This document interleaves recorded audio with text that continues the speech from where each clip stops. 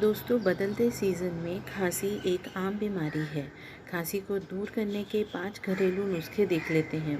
पहला है शहद। खांसी का रामबाण इलाज है शहद।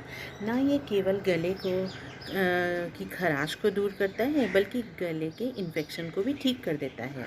2 चम्मच शहद आधे ग्लास गुनगुने पानी में मिलाकर पीजिए। दूसरा है अदरक और नमक। अदरक के छोटे छोटे टुकड़े काट लीजिए और उसमें नमक मिलाकर गाल में रखिए और धीरे धीरे उसको चूसिए। इससे आपकी सर्दी खांसी एकदम दूर हो जाएगी।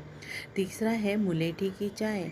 चाय बनाते समय उसमें 1 चुटकी मुलेठी मिला दीजिए। आप देखेंगे आपको सर्दी से खांसी से पूरी तरह से ये रिलीफ दे देगा। चौथा है हल्दी का दूध पीना। तो आप जानते ही हैं, हल्के गरम गुनगुने दूध में हल्दी आधा चम्मच मिलाकर पीजिए। आप ये एक एंटीबायोटिक की तरह काम करता है और आपको हर तरह की सर्दी खांसी से रिलीफ देगा।